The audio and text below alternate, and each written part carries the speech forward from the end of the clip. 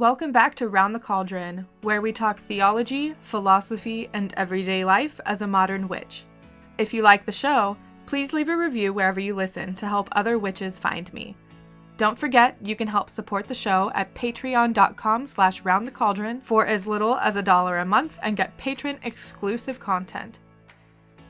If you're ready to hop into the show, grab some coffee, pull up a seat, and join me round the cauldron. So as far as the topic today, I did want to talk about moving past Wicca 101. And the reason for this is because while Wicca is a good starting point for many people, and a lot of people stick with Wicca because it's something that resonates with them, there is a point where you have to move past the 101 material. And so this is going to involve moving past books by Scott Cunningham and Dorothy Morrison and Lisa Chamberlain and all of those 101 style books. While they have good information in them, it's very baseline. It's very superficial in the sense that it only scratches the surface of what Wicca is and what a witchcraft-based spirituality can mean. So in this video, in this episode for podcast listeners, I am not going to be talking about witchcraft in a secular sense. Here in this specific episode, I will be talking about witchcraft mixed with some sort of religious or spiritual belief. Okay, so I want to get that out there right now, make it known that in this particular episode, witchcraft is not secular. Okay, just for this particular episode, just so we can, have that covered so that there's no confusion. Now, I know witchcraft is secular, but for this particular topic, we're going to be talking about it in a religious aspect, in a spiritual aspect. So I need to define what I mean by Wicca 101. Wicca 101 is going to be those things that you see in those starter books. Things like the Wiccan Rede, the Charge of the God and the Goddess, the basic breakdowns of the Sabbats and the Esbats and the holy days, basic correspondences, traditional correspondences, things of that nature. It's also things like moon phases of the sun. A lot of it actually focuses solely on goddess worship, which, don't get me wrong, that there's nothing wrong with that. But if you're looking at Wicca as a whole or any other pagan faith, it's not just goddess worship. And I feel like the beginner books focus a lot on goddess worship because it's what's lacking in modern day Christian theology and Christian-based society, pretty much. There is a complete lack of worship or even acknowledgement of any sort of feminine figure. I think the only exception here would be the Virgin Mary, but I don't know enough about Catholicism or anything that the Virgin Mary has anything to do with to speak on that, so I'm not even going to try. So those are the basics of what Wicca 101 is. It's essentially anything that you would read in a Scott Cunningham book. What's the book called? Solitary something. I don't remember what the book's called. I'll link it in the description and in the show notes though. But it's basically going to be those books, the books that are used as a starting point, as a reference point. Now the problem comes when that's all you have access to. Okay, so for me, for example, when I was a young girl, when I was 12, 13, that's all I had access to. I didn't have open access to the internet, and at that point in time, it was things like forums and chat rooms. I had the library, and that's pretty much it. And we all know that just because it's written in a book doesn't make it true, right? And just because it's written in a book doesn't mean it's comprehensive. So if this is all you have access to in the beginning, this is all that you're gonna have unless you seek out more. So this is why I think it's extremely important, no matter your path, no matter your specific tradition. Now, I guess this would be for anyone that is practicing solitary, because if you're in a coven and you've been initiated, normally they have their own sort of educational aspect, their own educational system as far as the coven's tradition goes. So if you're solitary, like a lot of us are, that's all you really have access to in the beginning. And that's what makes it difficult. Now, I do want to acknowledge here that Wicca is a good starting point. And moving past Wicca 101 is good for those who are Wiccan, but it's also good for those who used Wicca as a starting point. I started with Wicca. I started with Scott Cunningham books and Dorothy Morrison and Lisa Chamberlain. I have a Dorothy Morrison book in my room. It's the complete guide to something or other. Or I don't even know what I'm saying. I think it's called The Witch's Book of Shadows. Let me look it up. Okay, so it's none of what I just said. It is called The Craft, A Witch's Book of Shadows by Dorothy Morrison. And I use that as a starting point because it's a good book. It has a lot of good information. Sometimes I'll still reference it from now and then, depending on if I am forgetting something, because, my memory doesn't serve me as well as I would like it to. But as a good starting point, it's great. But I want to tell you why I think no matter your path or your tradition, you need to move past the Wicca 101. And even if you didn't use Wicca as a starting point, you need to move past the 101 content. And there's a reason for that.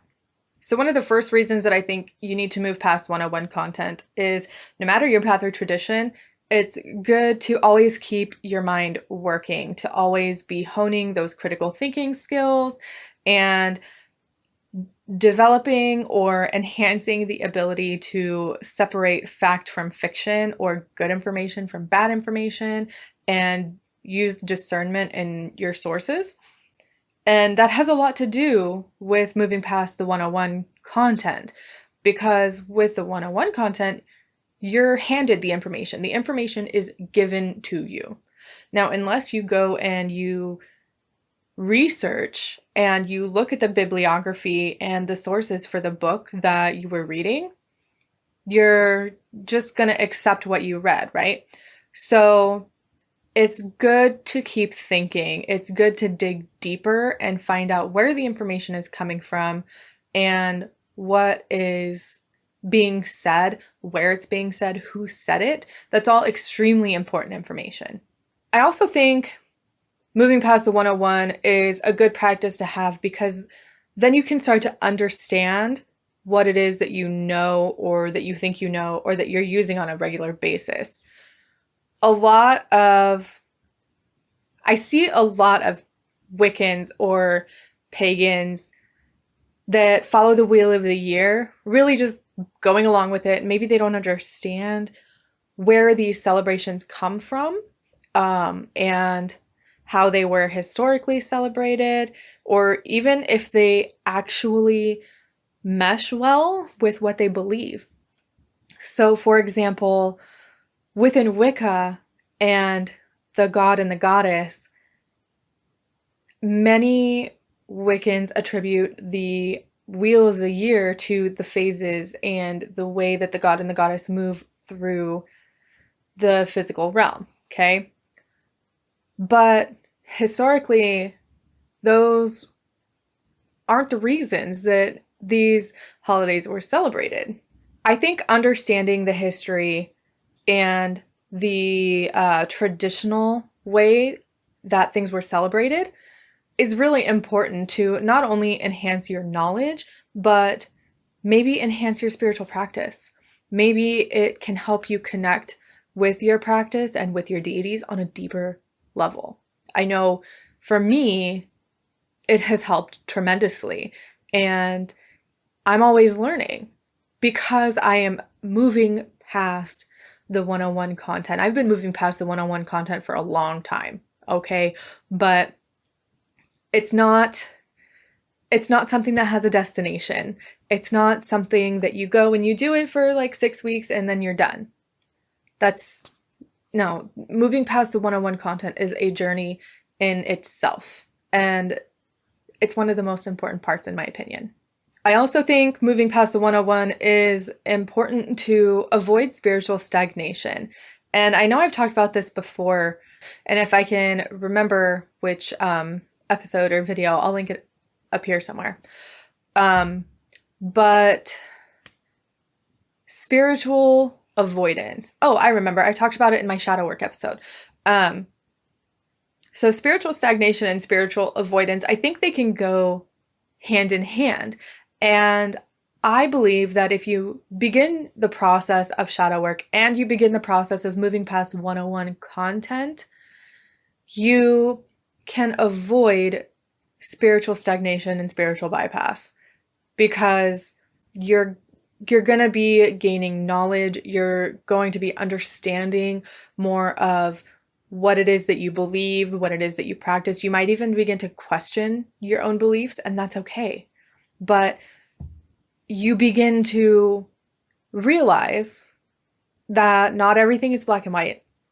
You can't be all positive all the time. And that's part of spiritual bypass, just avoiding the things that are negative that you don't like, okay? But spiritual stagnation essentially means you're stuck. You're doing the same thing over and over again. You're stuck in a routine, and it can really weigh down on your spirituality and on your heart. And I think it's really important to do something to avoid that. Now, there's a difference between like a spiritual plateau and spiritual stagnation. I don't know if spiritual plateau is even a thing. It's just something that popped in my head right now. But what I think of when I think of a spiritual plateau is something that, you're climbing, and you hit a plateau, right? And maybe you just need to take a break. You need to take a second to absorb everything that you have learned on that uphill climb before you can start the next uphill climb. Maybe it is you just need to take some extra time to focus on this one aspect, this one thing that you're trying to learn and understand. That is a spiritual plateau for me. And spiritual stagnation essentially means, you've climbed this hill and you've gotten as far as you can go, and then you hit a plateau, but there's no uphill climb after that because you don't know what to do. You don't know where to go from there. So moving through 101 content to a deeper spiritual level is extremely important for your spiritual growth. So we've talked about what Wicca 101 is, what 101 content is. We've talked about why you should move past 101 content. But how do you do it? That is a harder question. And it's going to depend a lot on your own personal practice, but I do have some things that I believe could be helpful no matter your path or your tradition. So obviously the first thing that I suggest everyone do is keep reading, but don't go to the library and type in Wicca. Don't go to the library and type in Scott Cunningham and get keywords and recommendations based on those topics and the author. Go to the library and type in herb lore. Go to the library and type in Irish mythology or Norse mythology or crystals or something. That is a great beginning step for moving past 101 content, because you're going to begin to dig deeper into the spirituality and into the mythology and the folklore of whatever pantheon you believe in, of whatever tradition you follow. And those 101 books, the 101 content, that just scratches the surface. Like I said, it's very superficial information. And it's information that's basically available to everyone, and it's the easiest information to get your hands on. But when you dig deeper into the mythology and into the folklore, you start to make connections that you might not have made before. And that's extremely important to spiritual growth and to enhancing your own spiritual practice, your own beliefs, and coming to a better understanding of yourself. I also think it's really important, going along the same lines, to not read for the sake of knowing things. Read for the sake of understanding what you already know. For example, there are 8 spokes on the wheel of the year, correct? And within Wicca, you're taught that 4 of them follow the Celtic fire festivals, and the other ones are the solstices and the equinoxes. Okay, we know that, but why is it important? Why is it done that way? Why do we celebrate Imbolc? Why do we celebrate Yule? Why do we celebrate any of the solstices and the equinoxes and the fire festivals? Understand why you know what you know. Understand what you know instead of just knowing it. And along those same lines, when you begin to do that, naturally you're going to question the things that you know and the things that you've been taught and the things that you believe. And that's okay. I'm an advocate for a healthy dose of skepticism. Not everything has a spiritual purpose. Not everything has a magical reason behind it. Sometimes, the rustling leaves are just wind in the trees, okay? And it's okay to be skeptical of the things that happen.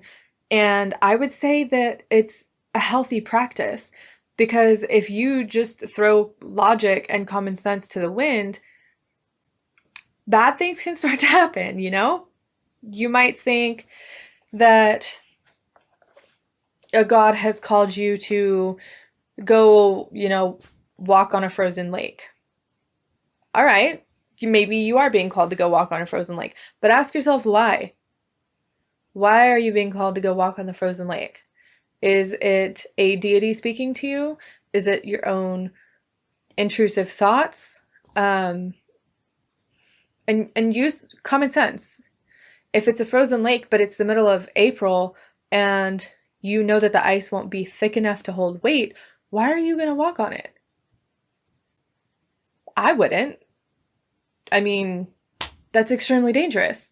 And you got to use your common sense and your critical thinking. So a healthy dose of skepticism is perfectly fine. And it's actually a natural response, in my opinion, to going past the 101 content, because you're going to question yourself, you're going to question what you were taught, and you're going to question what you believe.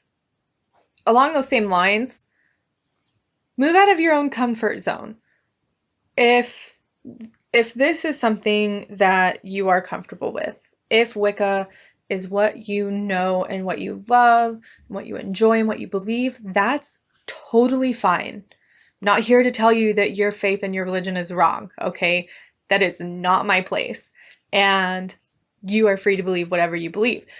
However, I think it's extremely important to move out of your comfort zone and learn something and get different perspectives that might contradict what you believe. Because you can't grow and you can't enhance your spirituality if you don't challenge yourself. And how are you going to challenge yourself if you don't get out of your own comfort zone and seek knowledge that you may not have looked for in the first place? An example of this for me would be crystals. Crystals are beautiful, okay? I understand that there are people who believe crystals can do amazing things. And maybe they can. But for me, if you're watching on YouTube, I've got some crystals right here. I have a quartz cluster and I have an amethyst cluster. Now, I think crystals are beautiful, but I'm also skeptical of the properties that people say that they have. Now, I approach the world with an animist sort of viewpoint. Okay, for me, everything has a spirit, everything has an energy to it, and that goes for crystals. But I'm always skeptical because with the way my brain works, I know that a lot of the time it can be the placebo effect. There's nothing wrong with the placebo effect. If it works, okay? But do I think a crystal can cure your depression? No, I don't. Do I think a crystal can cure your cancer? Probably not. And I know it might be an unpopular opinion out there. And while these crystals do have their own soul and their own spirit and their own energy, I think that it would be extremely difficult for a crystal to work on someone's body like that, because those sorts of things, the depression and cancer, as I use for examples, are extremely rough on a person's body, and they are extremely ingrained in who they are. And for a crystal's energy to have that much of an effect on the person's body would have to be extreme. The energy level would have to be just so much. And it would have to be something that happens over a long period of time. So no, I don't think crystals can heal physical ailments. I don't think crystals can heal mental ailments.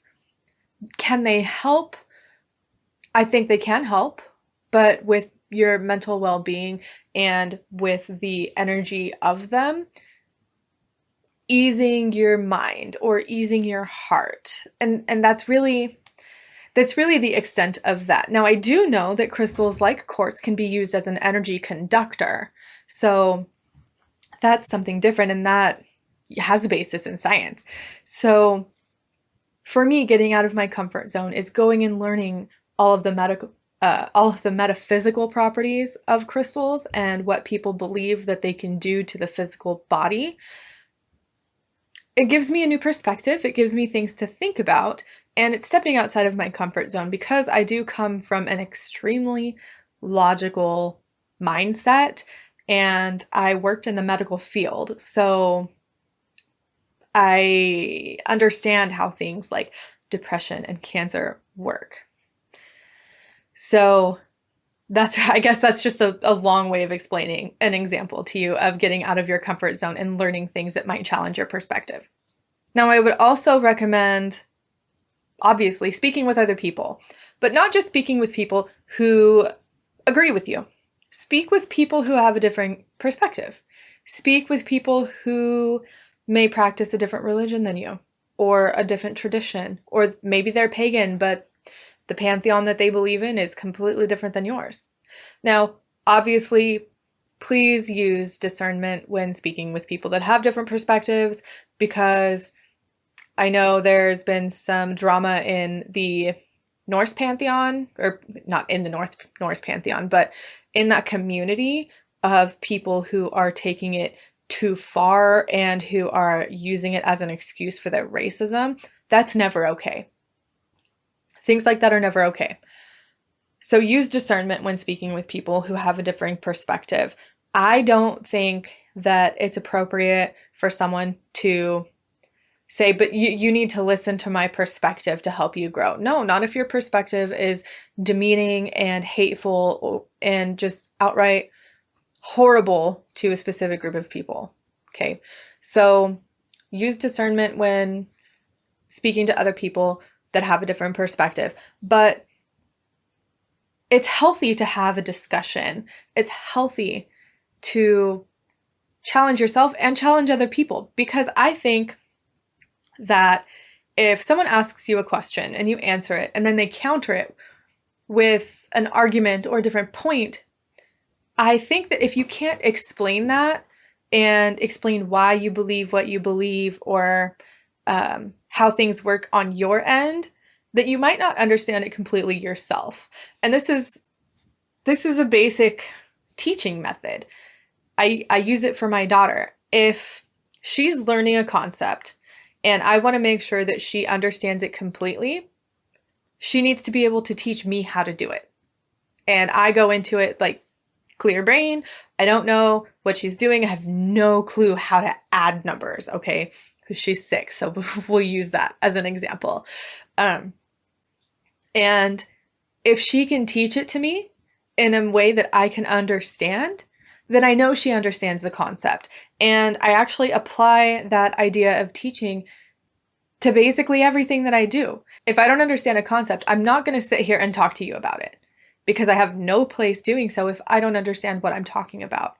That's just going to spread misinformation and confuse a bunch of people. So where was I going with that? Yeah. So speak with people who challenge your perspective, who challenge your beliefs, but not in a mean way, you know, have a healthy discussion. Nightshade and I did this off air when I was interviewed on his podcast. I'll leave a link to his show in the description and in the show notes. He has a podcast called Flatline to Beatline. And I was on his show, and essentially what he does is he goes and interviews pagan authors and content creators and really just gets their name out there to more people. So I'll leave his link and stuff in the description and the show notes below. But we did this off air on whenever I was interviewing with him. And we were talking about, what were we talking about? We were talking about cultural appropriation. He and I have very different opinions on cultural appropriation versus appreciation. And it's healthy to have discussions about the things that you believe in, because if you can back up and defend your belief, then you understand it fully. And you're not always going to change people's mind. That's not the point of the discussion. You're not going to change people's mind. It is for furthering knowledge of yourself and whoever you're talking to. So move past the 101, talk to people outside of your comfort zone, talk to people who believe different things than you, and really just open your mind to that experience. The last thing that I want to say here about moving past 101 content is don't be afraid to question things. You know, I know I've said it in this episode, question everything, be skeptical, but there's a reason. If you don't know why you're doing something, why do it? That's one of my biggest pet peeves with a lot of 101 books and just a lot of spiritual based books in the first place is they tell you to do something and they don't tell you why. You know, for Wicca 101 books for Beltane, they say, you know, build a bonfire. Okay, but why? Why are you building a bonfire? Why is fire important on Beltane? And what does it have to do with the celebration? Why did they do it historically?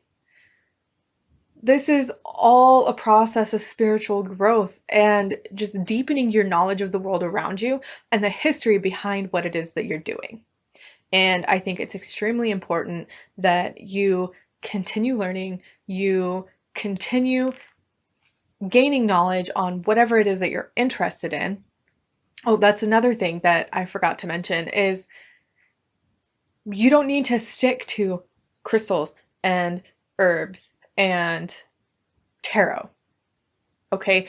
There is an entire world out there of spirituality and of witchcraft based things. I guess that's a really terrible way of saying it. But there's a whole world out there of meditations and divinations and spellcasting and different types of magic and different beliefs like animism and different theisms. There is so much out there that if you are just looking at the superficial information, if you're only looking at the Wicca 101 stuff that you can get your hands on at the library, you're missing out. You're missing out on so many different opportunities and so many different subjects that you might find interesting. And that's really sad. I think that you need to be able to go after what you're interested in. So, I mean, research different types of divination. Did you know that there's a divination method that involves like looking at the patterns that birds fly in the sky? I don't remember what it's called. I'll leave a link in the description and show notes if I can find it. But there are so many different ways of divination, so many different methods. And if you don't go out there and you don't seek that information, you're never going to know it's there. And that's a tragedy. So I will talk at you later. Hopefully you enjoyed this episode. Hopefully you learned something. And my goal with this episode was to inspire anyone who might be feeling stuck in their faith, in their spirituality, in their witchcraft, or just feeling stuck in general, to move past the blockage, figure out what's blocking you, and move forward. Figure out something that you're interested in and learn more about it. So I will talk to you soon. Bye for now.